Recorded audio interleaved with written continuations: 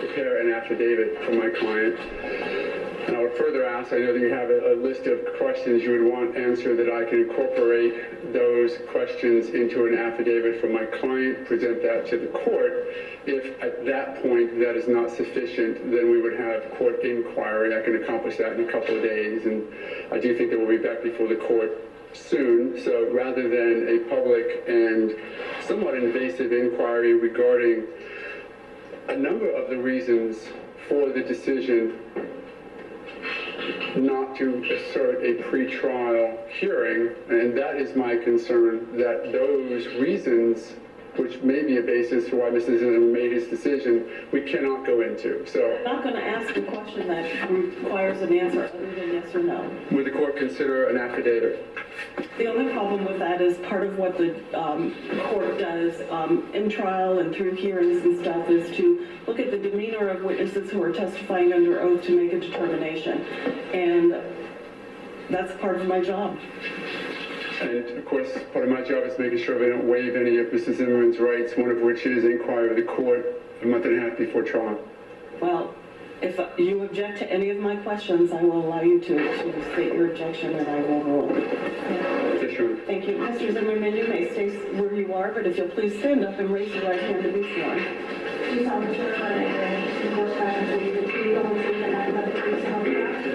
Okay, and you are George Zimmerman, and you're represented by counsel in this case and have been since at least the time of your arrest. Is that correct?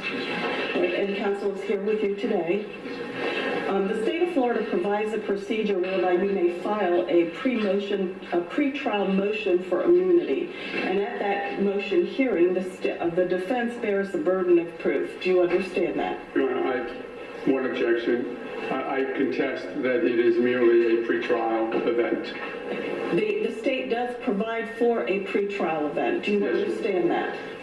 Yes, ma'am. Okay. And are you familiar with Chapter 776.032, and that's known as the Stand Your Ground statute, the immunity statute? Are you familiar with that statute? Just a moment. Okay. And without telling me any substance of any conversations that you've had with any of your lawyers, but have you had conversations with them about filing a immunity motion and having a pretrial hearing? And are you aware that counsel had previously stated that they were going to file a motion, a pretrial motion, and request a separate immunity hearing? Yes, sir. Okay, and that the court had set a deadline for filing any of those motions in a previous court order, and that was April 26, 2013. Are you aware of that? Yes, sir. And in addition to that, that the court, in anticipation, had set aside 2 weeks in April for an immunity hearing. Are you aware of that? Yes, sir. And then prior to that date, counsel announced to the court that he will not be filing a pretrial immunity motion. Are you aware of that? Yes, sir. And that was discussed with you? Yes, sir. And you're also aware that no such motion has in fact been filed. Is that correct? Yes, sir. And that matter was discussed with you also. Yes, sir. Do you consent to counsel's decision to not file a pretrial immunity motion? Yes, sir. And do you consent to counsel's not requesting a pretrial immunity hearing? Yes, sir. Is it your decision not to file the pretrial immunity motion? Yes, sir. Is it your decision not to have a pretrial immunity hearing? I have a moment.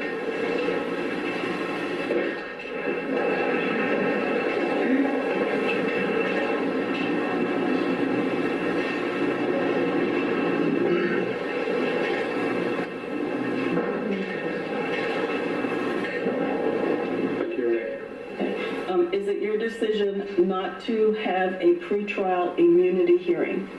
After consultation with my counsel, yes, Your Honor. Okay. Has anyone promised you anything to get you to make this decision? No, Your Honor. Has anybody threatened you? No, Your Honor. Is your decision freely and voluntarily and knowingly made? Yes, Your Honor. Okay, thank you very much.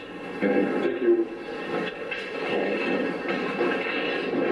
Did that take care of the matters that the state had set forth in their motion? At this time, yes, Your Honor. Thank you. Thank you very much.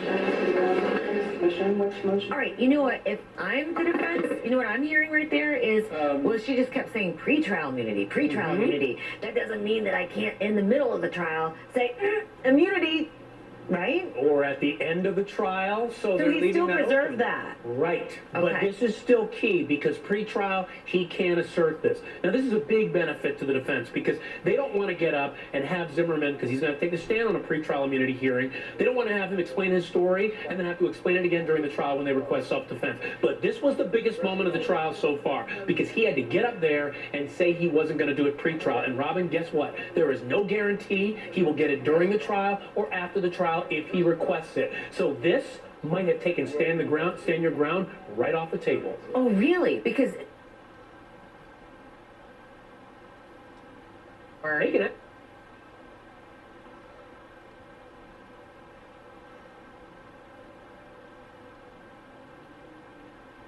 Private. Don't want him doing. So if he does.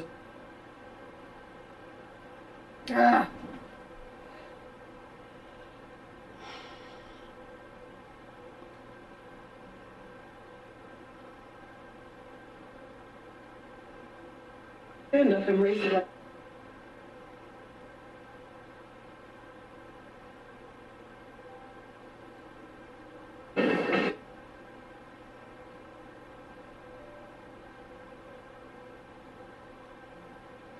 Association.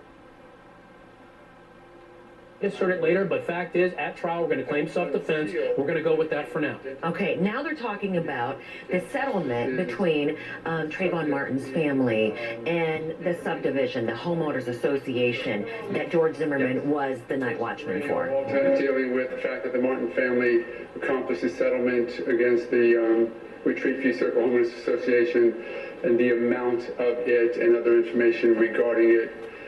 I don't want to belabor what I know you've read in the both motion response and memorandum of law, but basically it's a question of whether or not that private confidentiality agreement should usurp my client's rights to confrontation of that witness. I was going to offer a suggestion, and if it is not acceptable by both sides, I'll hear argument. Would you like to hear that suggestion? Certainly. Okay, my suggestion would be that the redacted copy will remain sealed until further order of the court. An unredacted copy will be provided to both the defense and the state, and that will be provided by the confidentiality rules in this case. The redacted copy will be unsealed, and any issues as to the admissibility at trial will be determined at trial. Is that acceptable to the defense? If I might have a moment, it sounds to be a good result, if I might. See if it's acceptable to the state.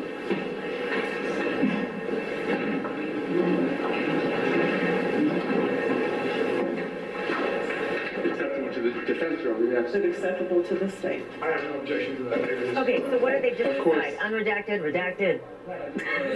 Confidentiality agreement. Real quick background here. Party of interest. The Ben Crump, the attorney for the family's estate, they came to an agreement with the homeowners association, a settlement for what happened to Trayvon Martin, and the defense wants a copy of it. They want a copy of it because they're going to eventually try to cross-examine Tracy Martin and his wife, his ex-wife, about what happened. And part of their claim is going to involve bias, but that's neither here nor there. Now, quick thing here. So the defense wants a copy. The state didn't want to turn it over, and Ben Crump's position has always been, I shouldn't have to turn that over. That is not relevant or germane to this case. There you see Ben Crump about to stand up. So she said, if you provide a redacted copy, that's going to work here, crossing out maybe some of those numbers and some of the key terms. Okay, so redacted means, yeah, so we don't have to disclose the terms, but listen to see what Ben Crump is saying. By the state and the defense, the unredacted version.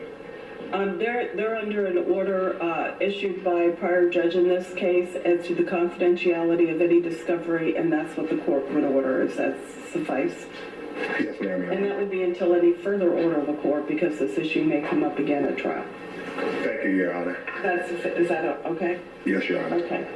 So with that, in regard to any and all the motions relating to the unsealing of the information listed as confidential within the court filing, i.e. the settlement agreement, the court orders as follows. The unredacted copy will remain sealed until further order of the court. An unredacted copy will be provided to the state and defense pursuant to this case's confidentiality order. A redacted copy shall be unsealed. Any issues as to the admissibility at trial will be determined at trial. You want to prepare an order that states that, or? I will do so. And I know the intent, I want to make sure we get it right. There was an unredacted copy was filed or given to you, Your I Honor? have not seen. Okay. I know the intent was to file a somewhat redacted copy. The only way that I know that there is an unredacted and redacted copy are when they're sealed per your motion. Yes, Your Honor. Okay. I know the spirit of it, and we'll work up an order, get it past the state and Mr. Crum. Okay, thank you. So then that leaves two more motions, and both of them are dealing with sanctions. Which one do you want to take up Well, first? I think first, Your Honor, we would need to address my reply filed recently to the state's response, because inherent within my reply is a request to strike. That the reply that was filed yesterday? No, Your Honor. That response filed yesterday was responded to Mr. Crump's filing that I received in the afternoon hours of Friday, which is why the response violated your court order, but was within your spirit of the order to respond within 24 hours. But what is before you, Your Honor, is entitled Reply to State's Response to Defendant's Motion for Sanctions. And that was dated on April 26th. Now, is this a response to the motion for sanctions for the video depositions or other sanctions? Actually, for the other sanctions, Your Honor. The video sanctions stand by itself. So what you should have before you is my initial motion for sanctions. Yes. And that was, again, outlining, to be generic, the discovery issues that I have brought before you before. I have that. I have the state's response and your reply to the... So I would ask that we address my reply first, and the reason why is within that pleading is a request that this court strike the state's motion as being, as I say, without responding in kind, unless the court actually would ever consider such an inquiry, that I believe to be unethical and inappropriate and scurrilous and all those other words that I think are inherent within the state's response. So, as basis of that, not only do we have the case law that I cited in my reply, where counsel has been in front of circuit courts and have been sanctioned for filing such pleadings. Remind the court also, something that I know you're well aware of, because I remember when it happened 18 months ago, Marion versus Orlando Payne Medical, when Jerry Jeffrey was before this court, you dismissed one of the counts. She is moving through at lightning speed, it seems like here. So we're already on like what, the fourth or fifth different That's right. different motion She's got here. two more left. And this one seems to be a little bit lower on the totem pole, if you will.